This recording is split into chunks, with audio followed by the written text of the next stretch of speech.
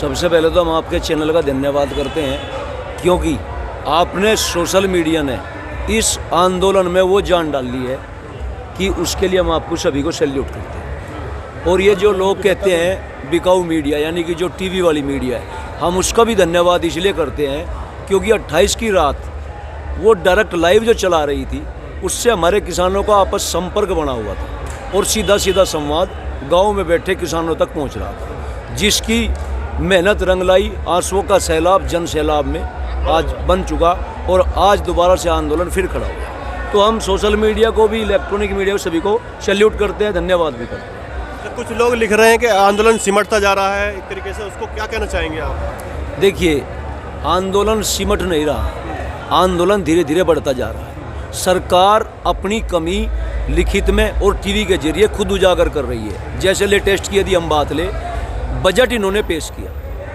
और बजट में सभी आम आदमी को और किसान को ये आशा थी कि किसानों के लिए कुछ अच्छा होगा। शायद इस कानून को जो है नीचे रख के और ऐसा बजट लाएंगे, देश का किसान जो रीढ़ की हड्डी है वो ऊपर उठेगा। लेकिन बजट में सरकार ने क्या बताया और लोगों ने उस बजट को लिया कैसे?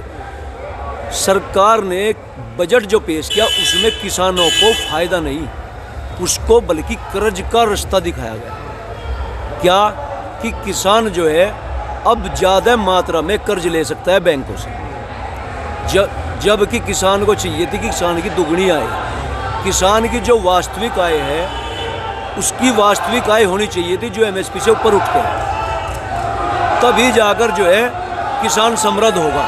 लेकिन सरकार ने क्या किया, उसको कर्ज की तरफ ले गई। मोदी जी का कहना है कि जो यूनियन बजट आया है अब की बार, जो उसमें किसान और गांव को पहचान दी गई है, एक तरीके से उनका ध्यान रखा गया है। हाँ, क्या ध्यान रखा गया है? किसान और गांव को इसलिए ध्यान रखा गया है, और ये ध्यान आज से नहीं रखा गया, ये ध्यान जो है कम से कम 2015 से रखा जा रहा है। जब ही तो ये सारा का सारा ये जो 3 नियम आए हैं, जब ही तो 3 नियम लेकर आए हैं। किसान और गाँव कैसे कारपोरेट के अंदर मजदूरी करेंगे, उसको ध्यान में रखा गया। प्रधानमंत्री जी ने ठीक कहा है। सर, आपने सरकार को चुना था, तो सरकार आपकी मान क्यों नहीं रही आपको?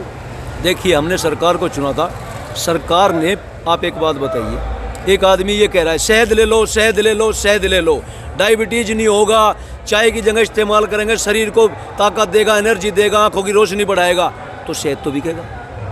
और आप डाल दो उसमें चीनी का आप घोल बेच रहे हो, तो वो तो उसका तो रिजल्ट बाद में ही निकलेगा। वो रिजल्ट आज निकला है, शहद का नाम लेकर, यानी कि चीनी परोस दी गई। अब मैं आपको बताता हूँ मुद्दा क्या है। मुद्दा, मान्यवर जी, मुद्दा ये है, सरकार ने कहा था कि 3 नियम जो बना के लाई है, अब हम इससे किसानों को फ़ायदा दिलवाएंगे। तीनों नियम बिल्कुल नकली साबित हुए और झूठ साबित हुए। कैसे? 2011 में वर्तमान प्रधानमंत्री जी ने कहा था कि हम जो है एमएसपी पर कानून बनवाने की इच्छा रखते हैं, केंद्र को चिट्ठी लिखी थी। आज किसान भी यही कह रहा है कि आज आप प्रधानमंत्री हैं, आप एमएसपी पर कानून बना दीजिए। वो तो कह रहे हैं कि लागू है, जो मंडियां हैं वो भी लागू हैं और जो एमएसपी है वो भी लागू रहेगा। तो समस्या क्या है सर? हाँ, ये समस्या क्या है? देखिए, एफसीआई जो है वो 6% खरीद करती है एमएसपी पर। एफसीआई जो है, फूड कॉरपोरेशन ऑफ इंडिया, वो जो टोटल जो अनाज पैदा होता है किसान का, उसका 6% खरीदती है। गेहूँ हो, धान हो, दालें हो, सब्जी, कुछ भी। उसके अलावा 6% के अलावा कौन एमएसपी पर खरीद रहा है? आज गेहूँ 1400-1500 रुपये कुंटल बिक रहा है। तो एमएसपी का फ़ायदा तो नहीं हुआ, एमएसपी का कोई फ़ायदा नहीं हुआ। एमएसपी तो बनी है लेकिन उसका फ़ायदा नहीं हुआ, तो एमएसपी का फिर क्या करेंगे किसान? सर, आप अपनी मांगों को लेकर यहाँ बैठे हैं, जैसे कि आप बता रहे हैं, और कुछ लोगों का कहना है कि ये अपना एजेंडा बना रखा है, खालिस्तान की मांग कर रहे हैं, पाकिस्तान की मांग कर रहे हैं, गलत चीज़ें बोल रहे हैं आंदोलन के बारे में, उनको क्या कहना? देखिए, ये बात सिर्फ वो चैनल दिखा रहा है जो सरकार के चैनल है। कोई राज्यसभा सांसद है, आतंकवादी बताया जा रहा है। हाँ, वे कुछ भी बता सकते हैं क्योंकि उनके वे खुद के चैनल है।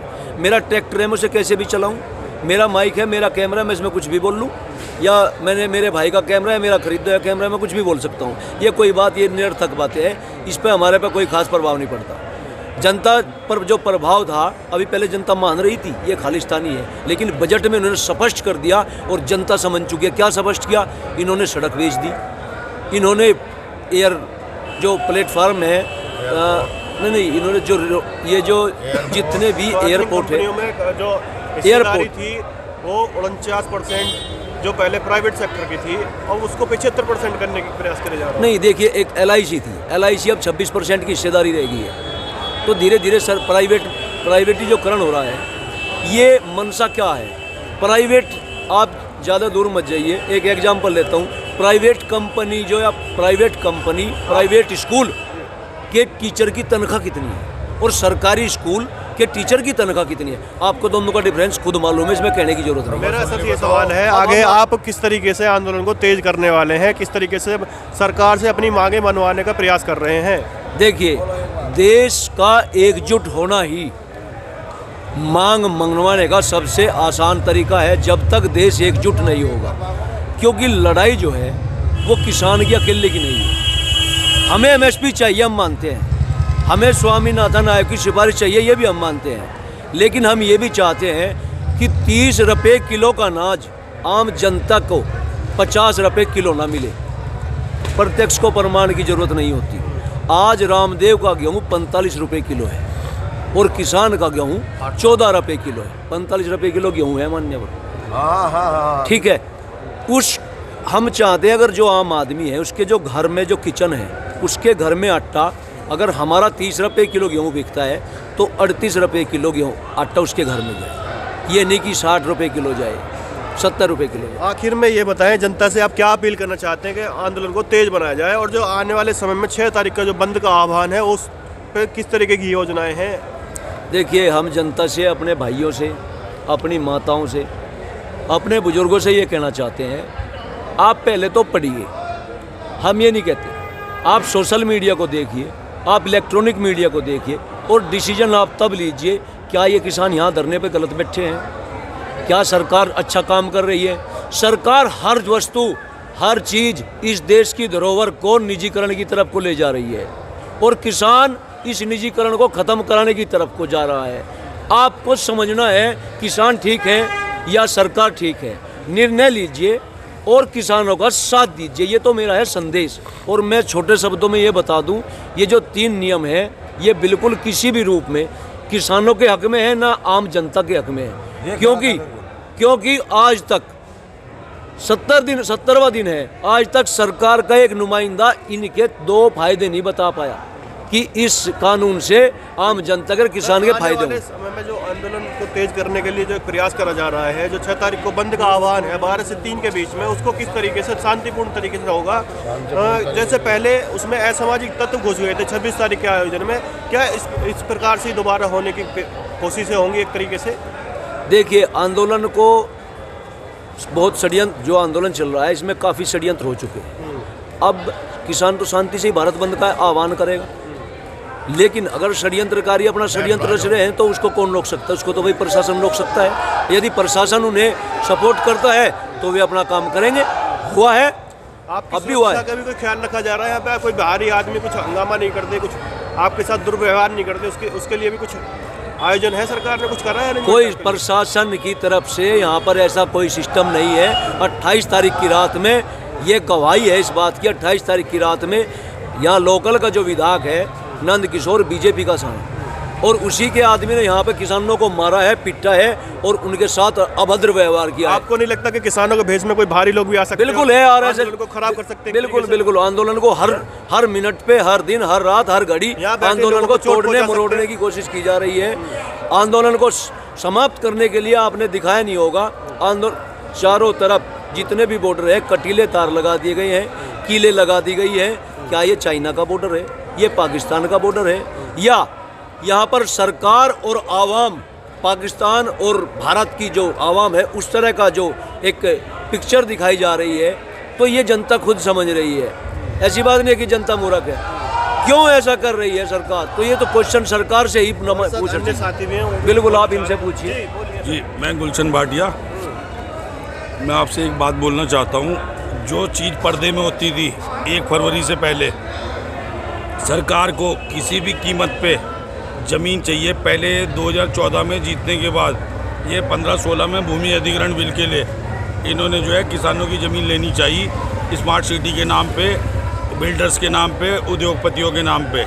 उसमें विपक्ष राज्यसभा में जो है स्ट्रॉन्ग था और उसमें कुछ आंदोलन हुए किसान आंदोलन को लेकर आप कुछ कहना चाहेंगे? कृषि बिल को लेकर आप कुछ बोलना चाहेंगे? कृषि बिल को मैं बोलना चाहता हूँ, इन्होंने जो 1 तारीख को ये बोला कि सारी सरकारी ज़मीन 2 बैंक और सरकारी कंपनी, इनका जो उद्देश्य है देश को बेचना है, किसी न किसी रूप में उद्योगपतियों को ज़मीन दिलवानी है, चाहे किसान की चाहे अपनी। अब किसान नहीं दे रहा तो ये अपनी ज़मीन देने को तैयार है।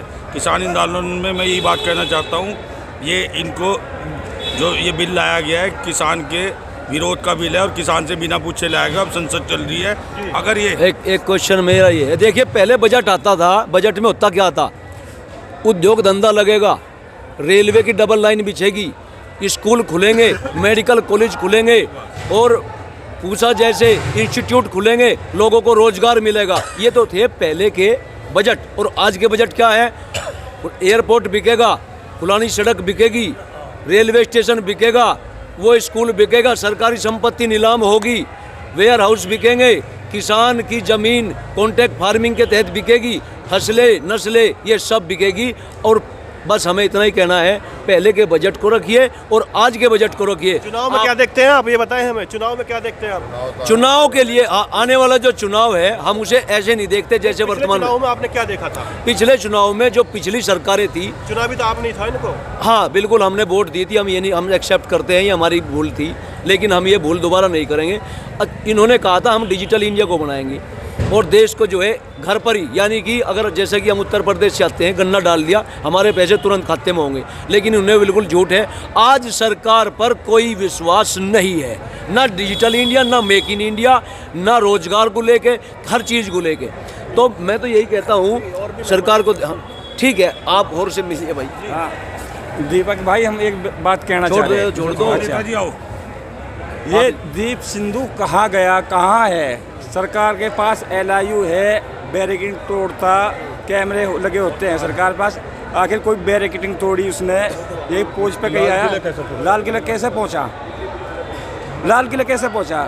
सरकार के पास तो बहुत में हैं, LIU वाले हैं और ये हैं, कई कैमरे भी होंगे तो उसका फुटेज भी होगा, बैरियर तोड़ता हुआ आता जाता हुआ। है कोई सरकार के पास? हमें बताओ, दिखाओ। जी आप कुछ कहना चाहेंगे सर? भाई मेरा भाई अन्य कहते हैं उसको कहना चाहेंगे हम। तो हम आपकी समस्या सर समझ अच्छा रहे ये बात हैं, लाल लेकिन किला आपसे की, हाँ, लाल किला लाल किला के तो सुनो, इसकी हैसियत, इसकी औकात गांव के लोग जानते हैं। जब हमारे यहाँ कबड्डी या वो क्रिकेट के वो होते हैं ना, मैच कराते हैं ना, तो हमारे बच्चे राष्ट्रीय गान तिरंगे के साथ राष्ट्रीय गान के साथ उसका शुभारंभ करते हैं। मैं पता तिरंगा, इतने ट्रैक्टरों पर झंडे कभी जीवन में दिल्ली वासी नहीं देखेंगे जितने अब क्या हमने 26 जनवरी हमारे ट्रैक्टर किसानों ने दिखाई। किसान को यही तो मैं सर कहना चाह रहा हूँ, जो यहाँ से हजारों ट्रैक्टर गए और